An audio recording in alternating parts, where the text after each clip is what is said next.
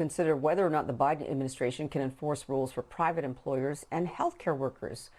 Joining me now on what this means for the future of the vaccine mandates is employment attorney Andrew Lieb. Thank you so much for coming back to BNC Live. Good to see you, Andrew. So is this an unusual move by the Supreme Court we've been talking about, with justices moving forward with hearing arguments on these vaccine requirements?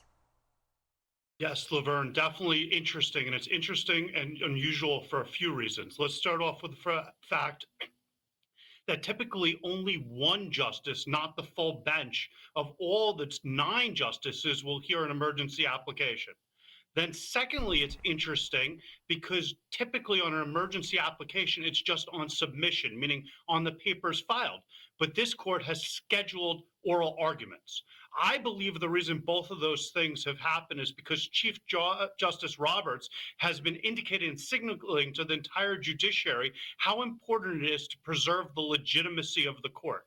And when we're dealing with something of vaccine mandates, we have such a polarized society where we have such misinformation out there that has caused people to question the court. So I want to clear that up right now, Laverne. Basically at issue before the court is not the constitutionality of vaccine mandates. People say, is it constitutional or not? In Dre's initial piece, he was indicating it correctly.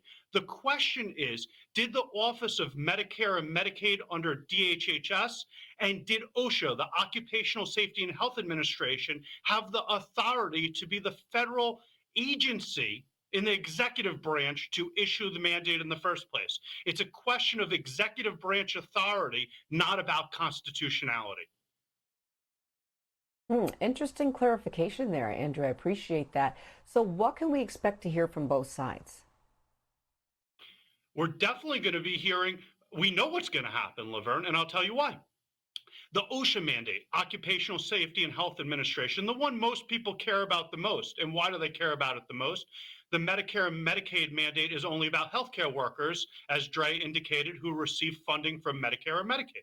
The OSHA mandate is going to be sweeping across the country, and it preempts or overtakes any state law to the contrary when we're dealing with an employer of 100 or more people.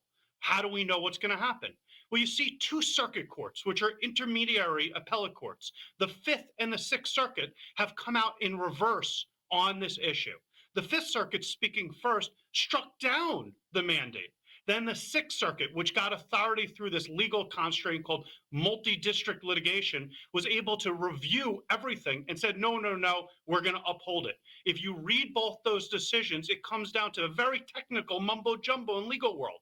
Here's what it is. It's an emergency temporary standard, Laverne. And the real issue is, can the OSHA, Occupational Safety and Health Administration, issue an emergency mandate as opposed to going through the regulatory process? And the issue is, was there a grave danger to employees from a substance or agent that will cause toxic or physical harm? That's the applicable U.S. code, and that's what they're going to be arguing about.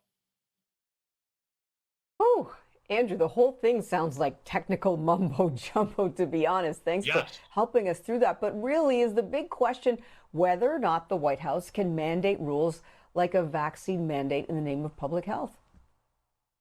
You're saying it so well, Laverne, and I want to indicate, though, the difference between the White House and the federal government, and that's kind of what I'm trying to get across. There's a case from 1905 called Jacobson v. Massachusetts, where the Supreme Court said the government can issue a vaccine mandate and have criminal penalties for people that don't adhere to it. So there's no question whether the legislative branch, the Congress, can issue the legislation. The only issue before the Supreme Court in both cases is whether Congress previously gave power to the executive branch, the White House, to issue the regulation. And then we have to go into mumbo jumbo of the statutes to little words like grave danger to see if the Congress intended the White House to be able to act, or instead they withheld the power and said only Congress can make this decision. And that's an open question that the Supreme Court's going to rule upon.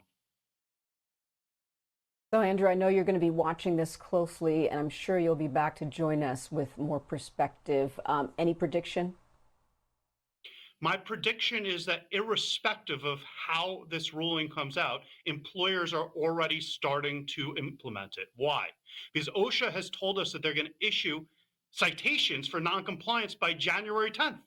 That's only 3 days after. And we know that the hearing isn't going to get an answer immediately. That's not how the Supreme Court works. So you should be understanding, if you work at an employer with 100 or more employees, that irrespective of what the Supreme Court rules, your employer has a right to make vaccine mandates or instead elect to testing and having mask mandates, particularly if you're in a state that does not allow vaccine mandates. So my prediction is that people are going to have to be implemented by this regardless of what the Supreme Court decides.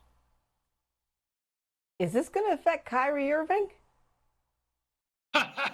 Well, it didn't affect him last night, Laverne. He was killing it last night, and he brought my Nets back, Yeah, and I was right. very, very happy about that. We were on a 3-game slide, so let's hope that Kyrie is back on that floor. We need him. Go New Jersey. That's what I'm talking about.